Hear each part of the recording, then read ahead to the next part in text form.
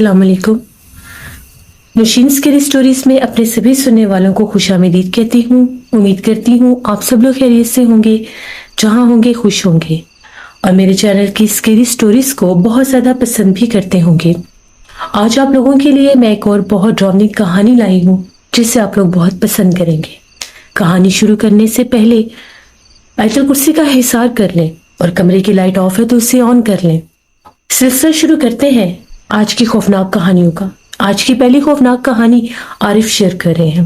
आरिफ कहते हैं हम लोग शाहपुर रहते हैं। शाहपुर में हम लोगों का घर है, तो वहां पर जैसे हम लोगों की एक आबाई हवेली थी। जब हम लोगों की जायदाद की तकसीम हुई तो वो हवेली मेरे एक चचा के हिस्से में आई। अब्बू ने भी घर ले लिया था, उसके बदले हम लोग जैसे शाहपुर में आगे, वो हवेली शाहपुर से बिल्कुल आगे थोड़ा सा गांव वाली जगह है, वहां पर है।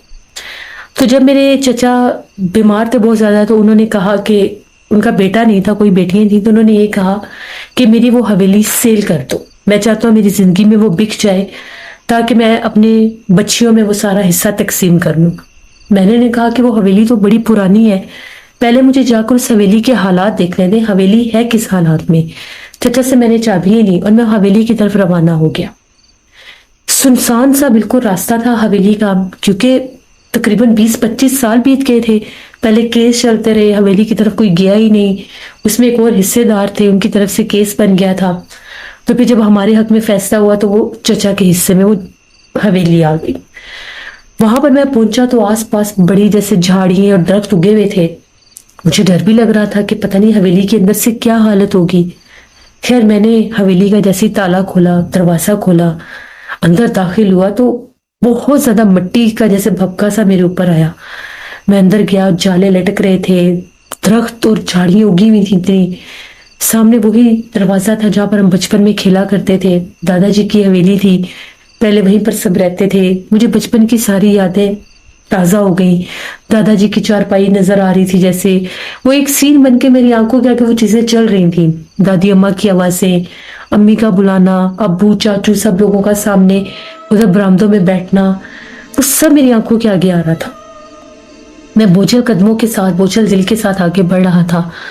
जो ही मैंने दरवाजा खोला तो मैं अंदर दाखिल होने लगा, तो जैसे मैंने दरवाजा खोला मुझे अंदर से एक अजीब सी आवाज आई। आवाज ऐसी थी कि जिस तरह से कोई, जैसे कोई औरत है और वो औरत जैसे वाज़ेह तौर पर बोली है कुछ। जैसे हम किसी के जैसे घर में दाखिल होने लगते हैं तो किसी खातून की आवाज आती है, कोई रैंडमली कोई बात कर रहा होता है, वो आवाज मुझे आई। तो मैं रुक गया, मैंने पीछे पलट कर देखा, पीछे कोई भी नहीं था। मैं फिर अंदर दाखिल होने लगा।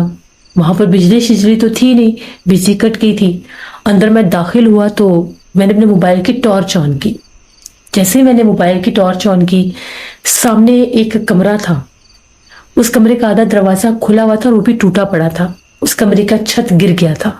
वो छत कब गिरा हमें ये भी नहीं पता। बाकी कमरों के छत ठीक थे। अब मुझे वहां पर वाज़ेह तौर पर कोई हलचल महसूस हो रही थी।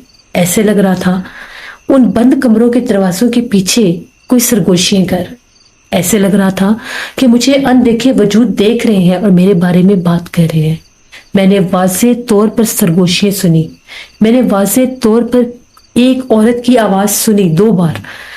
मैं थोड़ा सा डर गया। मैंने सिगरेट लगाया, क्योंकि मैंने अपने बड़ों से सुना हुआ था कि सिगरेट लगाने से ये चीजें आसपास हो तो वो डर जाती है।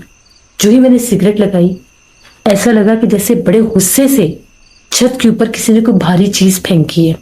सीढ़ियों की तरफ तो जाने का मेरा भी प्लान भी नहीं था। वहां पर तो जैसे इतना वो कचरा और चीजें रखी हुई थी कि रास्ता बंद किया हुआ था कि कोई चोर ऊपर से ना आ जाए। मैंने देख लिया कि हालत बड़ी खराब है। मैं निकला टाइम से था, लेकिन रास्ते में मौसम खराब हो गया, फिर वहां पर लाइट नहीं थी, तो अभी बाहर रोशनी थी, हवेली के अंदर बिल्कुल अंधेरा सा हो गया था। कुछ कुछ जगह ऐसी थी जहां पर रोशनी थी। मुझे ये भी डर था कि कुछ सांप वगैरह ना हो। मैं वहां से निकला। जब मैंने दरवाजा बंद किया तो मुझे फिर से उसी औरत की आवाज आई, जिस तरह से वो औरत मुझे मना कर रही है कि दोबारा यहाँ पर मत आना। इतना लफ्ज मैंने सुना जैसे वो कह रही थी मत आना। मैं वापस आ गया।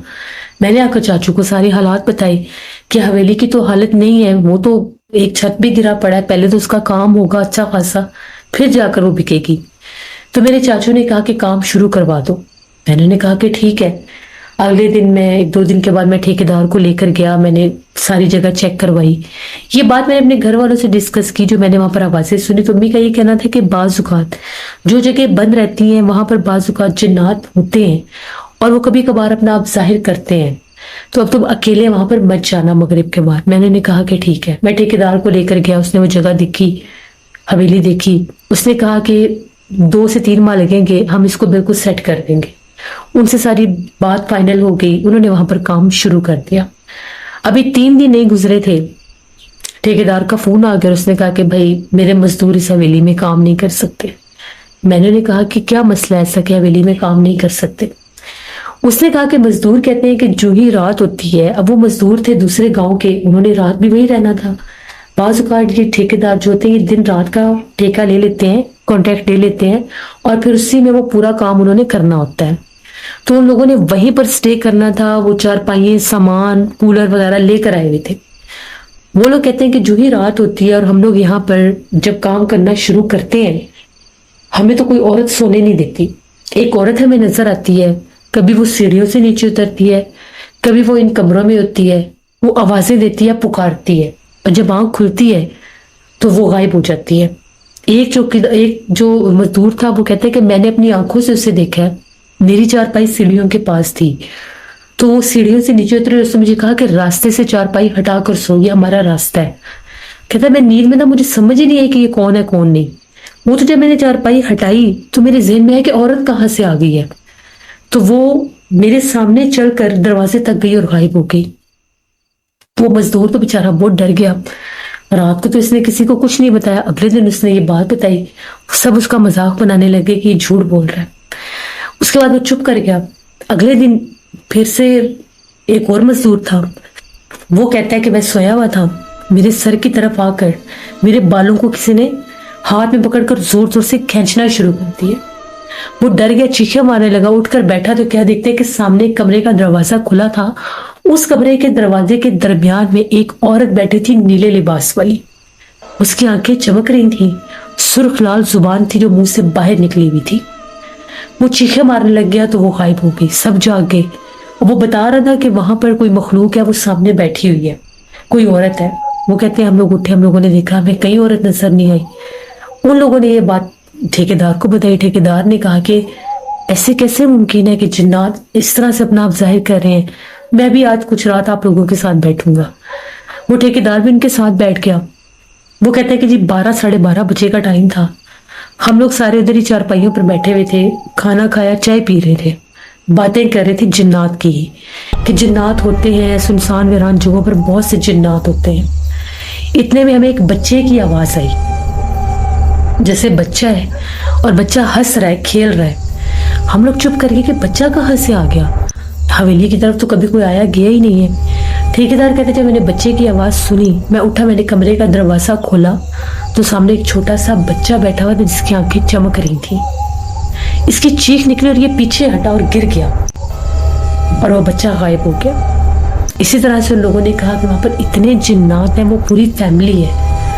औरत तो बहुत ज्यादा नजर आती है, लेकिन बच्चे को भी उन लोगों ने देखा। फिर एक चौकीदार कहते हैं कि मैंने एक आदमी को देखा था, उस आदमी का सर इतना लंबा था जिस तरह से उसके सर पर कोई चीज है जैसे बहुत लंबी सी, यानी चेहरा भी लंबा था, सर भी लंबा था। और वो जहाँ पर वो छत गिरा हुआ था उसके बाहर कोने के पास खड़ा हुआ था। उसने जैसे ग्रे से कलर के कपड़े पहने हुए थे और वो कहता उसके हाथ भी बहुत लंबे थे, वो जिन था शायद। फिर वो लोग भाग गए। उन्होंने कहा कि भाई हमें पैसे भी नहीं चाहिए जो हम लोग यहाँ पर रहे हैं, हमने यहाँ पर काम नहीं करना। उन लोगों ने जवाब दे दिया। हम लोग परेशान। मैंने चाचू को बताया। चाचू ने कहा कि किसी साहिब इल्म का बंदोबस्त करो, उनको लेकर चलते हैं। चाचू की भी कुछ तबीयत नॉर्मल हुई, उठकर चलने के थोड़े बहुत काबिल हुए, उनको भी साथ लिया। एक मौलवी साहब को लिया, बुजुर्ग थे, रूहानियत रखते थे, उनको लेकर गए। वहां पर पहुंचे, उन्होंने हवेली में पाँव रखते साथ कह दिया कि यहाँ पर बहुत सख्त जिन्नात का बसेरा है और ज्यादातर इनमें जिन्नी और चुड़ैले हैं, जिनके बच्चे भी हैं। यहाँ पर किसी मेल जिन्नात का बसेरा नहीं है। वो मखलूकात गुजरती हैं तो अपना आप जाहिर करती हैं। ये जो आपके कमरे हैं, ये जो आपकी जगह, ये भरी पड़ी है, यहाँ पर इतने जिन्नात हैं। ये हवेली اب یہ جنات اس کو چھوڑ کر نہیں جائیں گے کیونکہ وہ یہاں پر آباد ہیں. آپ نے 25-30 سال اس حویلی کو چھوڑ دیا, بھول گئے, آئے بھی نہیں, چاہے کیس تھے, لیکن آپ لوگوں کو آنا چاہیے تھا, چاہے عدالت سے نوٹس نکلواتے آنا چاہیے تھا, لیکن آپ لوگ نہیں آئے. اب وہ جگہ آصف زدہ ہو گئی. وہ جب انہوں نے وہاں پر پڑھائی کرنے کی کوشش کی تو پتہ نہیں کہاں سے اتنا بڑا لکڑی کا بلاک, وہ بالکل جہاں پر وہ مولوی صاحب کھڑے تھے وہاں پر کسی چیز نے پھینکا اور وہ ڈر گئے. انہوں نے کہا کہ یہ کیا ہے, ان کی جان بال بال بچی. پھر جو چاچو تھے, چاچو جب میرے سامنے چاچو حویلی کے دروازے کے پاس کھڑے تھے جو اندر والا حصہ تھا, میں اور مولوی صاحب ہم لوگ جو ہی پلٹے تو چاچو کے پیچھے کالے رنگ کا بہت بڑا ہاتھ تھا, جیسے ان کے سر کے اوپر وہ ہاتھ آ رہا تھا. ہم نے شور مچا دیا, وہ غائب ہو گیا. پھر چاچو نے کہا کہ میں نے اس حویلی میں کام بھی نہیں کرنا. کوشش کی کہ جس حالت میں ہے اس حالت میں بک جائے, بڑے گاہک لگائے, کم سے آدھی قیمت کر دی. آس پاس کے جو لوگ تھے وہ تو ڈرتے تھے, وہ کہتے تھے ہم تو حویلی کا نام ہی نہیں لیتے. یہاں پر اس حویلی کے پاس سے بھی کوئی گزرتا تو وہ بھی آصف زدہ ہو جاتا, اس پر جنات آ جاتے ہیں. گاؤں والوں نے ہمیں باتیں بتائی. ان کا یہ کہنا تھا کہ آدھی رات کو حویلی سے شور سنائی دیتا ہے, عورتوں کے کہکے سنائی دیتی ہیں, چیخیں سنائی دیتی ہیں. اکثر ایک عورت سردیوں کی آدھی رات میں اس حویلی کے آس پاس نیلے رنگ کے لباس میں چلتی ہوئی نظر آتی ہے. چاندنی رات میں تو وہ بہت زیادہ نظر آتی ہے. ہم لوگوں نے جب یہ باتیں سنی ہم لوگ تو بہت زیادہ ڈر گئے. ہم لوگوں نے اس حویلی کی قیمت آدھی کر دی. بہت سے لوگ دیکھنے گئے, جو جاتا تھا وہ کہتا تھا کہ ہمیں وہاں پر کوئی نظر آتا ہے, ہمیں کسی کی آوازیں آتی ہیں, اور انسٹنٹلی وہ چیزیں اپنا آپ ظاہر کرتی تھی. نہ دن کا کوئی لمٹ تھی نہ رات کی کوئی لمٹ تھی. وہ دن میں بھی اپنا آپ ظاہر کرتی تھی, وہ رات میں بھی اپنا آپ ظاہر کرتی تھی. پھر وہ حویلی بڑے عرصے کے لیے چاچو نے پھر چھوڑ دی. جب بھی چاچو اس پر کام کروانے کا نام لیتے تھے, کسی عمل کو لے جانے کا نام لیتے تھے, چاچو کو خواب آ جاتا تھا. وہ جنات خواب میں نظر آتے تھے اور کہتے تھے کہ اگر تم یہاں پر کسی عمل کو لے کر آئے اور تم نے یہاں پر کوئی عمل کروایا تو ہم تمہیں جان سے مار دیں گے. پھر ڈر کے مارے چاچو نے وہ حویلی چھوڑ دی. وہ کھنڈر بن گیا. اکثر ہم لوگ چکر لگانے جاتے تھے. میں نے اپنے 2-3 دوستوں کو بتایا, ان لوگوں نے کہا کہ ہم چلتے ہیں, ہم دیکھتے ہیں. ہم سارے دوست گئے, دن کے ٹائم گئے. تو میرا ایک دوست کہتا ہے کہ میں جو ہی پلٹا ہوں تو مجھے ایسے لگا میرے پیچھے سے کوئی کالے لباس میں گزرا ہے. ایک تو کچھ انسان پر خوف بھی طاری ہو جاتا ہے, لیکن وہ جگہ اتنی آصف زدہ تھی کہ وہاں پر کوئی کام نہیں ہو سکا. وہ مزدوروں نے سامان لا کر رکھا تھا, سامان چھوڑ کر بھاگ گئے. اپنی جو ان کے ذاتی سامان تھے, جو اوزار تھے ان کے, جن میں وہ ان کی اٹھانے والا سامان, جو چیزیں ہوتی ہیں ان کی, وہ جس سیڑھی ہوتی ہیں جو لگا کر اوپر کام کرتے ہیں, ان کے ڈرم, ان کی چیزیں, ان کی ہتھوڑیاں, ہر چیز وہیں کی وہیں پڑی ہوئی تھی. کسی کی ہمت نہیں تھی کہ وہاں سے اٹھا سکے. تو یہ میرے جو دادا جی کی حویلی تھی, میرے چاچو کی جو حویلی تھی, اس کی ایک کہانی تھی جو میں نے آپ کے ساتھ شیئر کی. میں آپ کے سبھی سننے والوں کو یہ میسج دینا چاہوں گا, کبھی بھی اپنی جائیداد کو اس طرح سے نہیں چھوڑنا چاہیے. اگر آپ کی کوئی بھی جائیداد ہے وہاں پر جائیں, اس کو آپ بات کریں, کیونکہ ہمیں ایک عامر صاحب نے بتایا تھا کہ جو جگہ 40 دن سے زیادہ بند رہتی ہے, اندھیرے میں ڈوبی رہتی ہے, اس جگہ پر آصف آ جاتے ہیں. تو پلیز اپنی چیزوں کی حفاظت کریں, قدر کریں, تاکہ وہ آصف زدہ نہ ہو. یہ ہماری ایک کہانی تھی. بہت شکریہ عارف آپ کا. جس سے یہ بات بالکل ٹھیک ہے کہ جس جگہ پر 40 دن سے زیادہ اندھیرا رہے وہاں پر جنات اپنا بسیرا لازمی کر لیتے ہیں. تو کبھی بھی اپنی جگہوں کو اس طرح سے بے یار و مددگار نہیں چھوڑنا چاہیے. ہمیشہ ان جگہوں کے پیچھے جانا چاہیے کہ اگر وہاں پر کچھ اثرات ہیں تو وہ ہمیشہ کے لیے چلے جائیں وہاں سے, اور آپ لوگوں کی وہ جائیداد, وہ جگہ کبھی بھی خراب نہ ہو. اپنا فیڈ بیک مجھے ضرور دیجیے گا. آپ لوگوں کو آج کی کہانی کیسی لگی؟ آپ لوگ بھی اپنی ہارر سٹوریز شیئر کر سکتے ہیں ڈسکرپشن باکس میں دیے گئے ای میل آئی ڈی nushinmir57@gmail.com پر. اس کے علاوہ آپ لوگ مجھے کمنٹ باکس میں بھی سٹوری شیئر کر سکتے ہیں. انشاءاللہ کل پھر ملاقات ہوگی, پرسوں پھر ملاقات ہوگی کسی نئی خوفناک کہانی میں. Thank you for listening my stories. Stay tune. اللہ حافظ.